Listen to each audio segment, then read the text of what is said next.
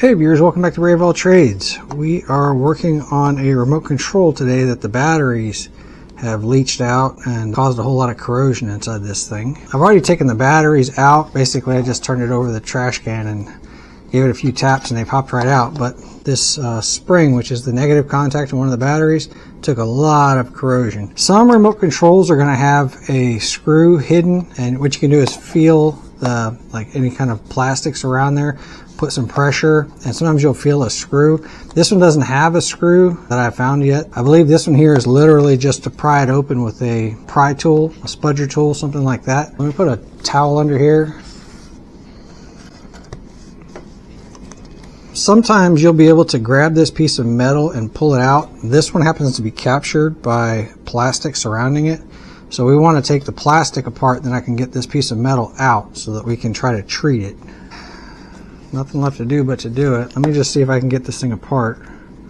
They're all slightly different, but they all have something that holds them together, some glue, some plastic, some tabs, something like that.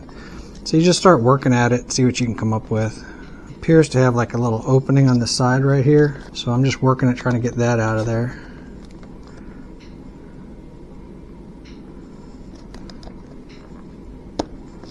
There we go, we got something inside there. Well, I had something inside there. The more careful you are, the less chances that you'll mess up the plastic. I'm just looking for any kind of opening that I can capitalize on here. There we go. Looks like it's starting to come apart.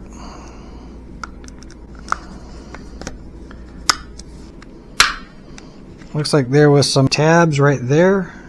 I'm guessing that that's what's holding it together all the way along the edge here. So,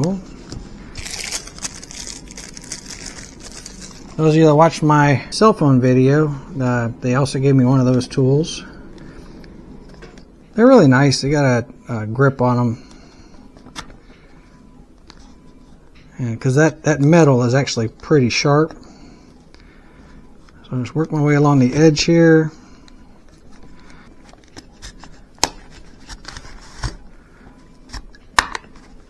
So I've got that side apart. Let me work on the other side.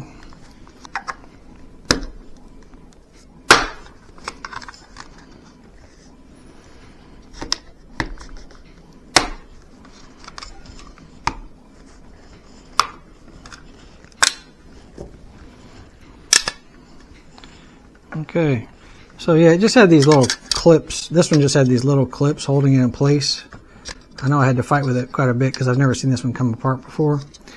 But a lot of times when you have a button that's sticking, or excuse me, a button that basically you have to press really hard on, what you'll see is that there'll be like a, what appears to be like a liquid or a wetness on these membranes, and you'll want to dry all that off.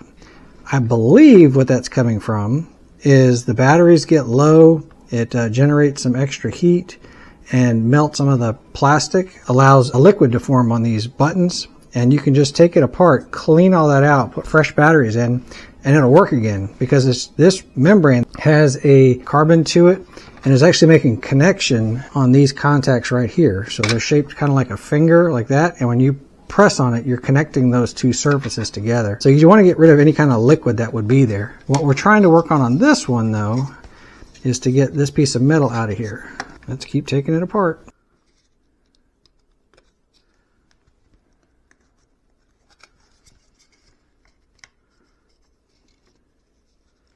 And it looks like it just pulls right out.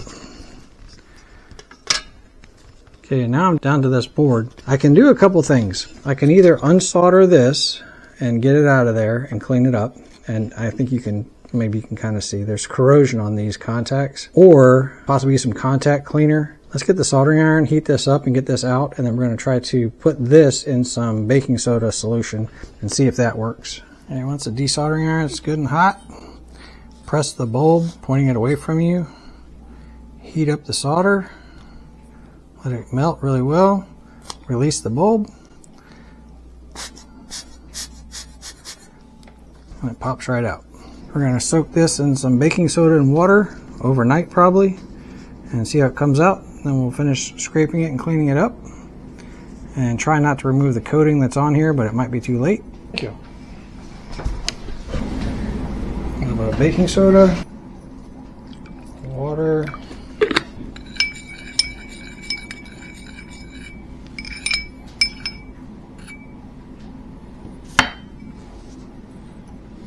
let's let it sit. I already see some bubbles coming up off of it. Alright, we'll check back tomorrow. Okay, it's been soaking for 24 hours. Let's pull this out.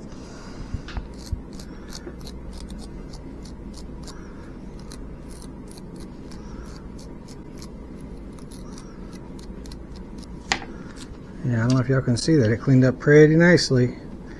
I don't see any more corrosion. Using the chemicals to remove it like that is a little bit nicer because it doesn't quite take the finish off, as opposed to grinding it and scraping at it and things like that. So I'm going to go rinse this under some cold water. Make sure it's got all of that baking soda and water off of there, because that's basically the opposite. So the battery acid on the pH scale was a 1 or 0. 7 would be neutral, and basic I believe is 14.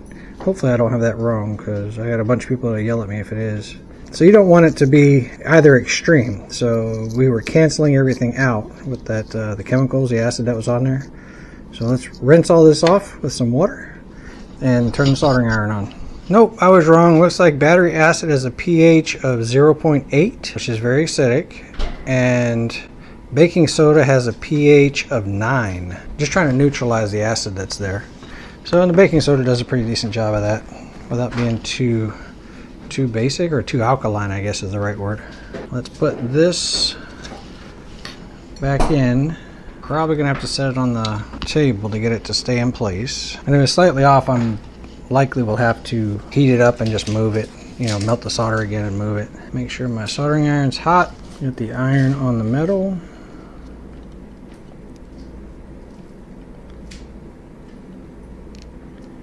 And heat up the metal and the pad that are soldering to evenly. So when I heated it up, it brought it out just a little bit further than I wanted. So all I'm going to do is heat this puddle up and push it against the table. Once it's hot, it's liquid at that point. Just keep in mind that metal conducts heat, so touching this metal will be very hot. Okay, there we go. Fingers are probably in the way. I just heated it up until it went liquid, removed it, held it in place until it cooled, and went solid again. So while we're here, we're going to touch up a couple of solder joints. Heat it up, melt it, a little bit of solder.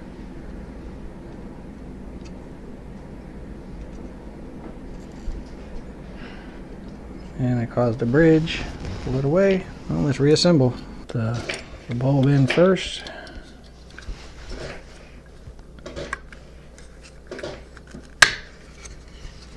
Springs are lined up, so they'll catch the battery with no problem. See the battery acid on the plastic here. And then all we need to do now is snap it back together.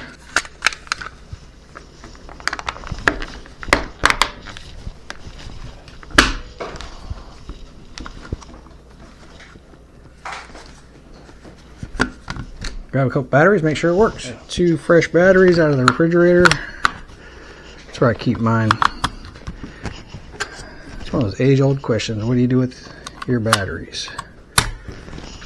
So let's give it a try. There we go. Turn it back off. See you. Hope you guys got something out of the video. Really appreciate you hanging out. Catch you on the next one.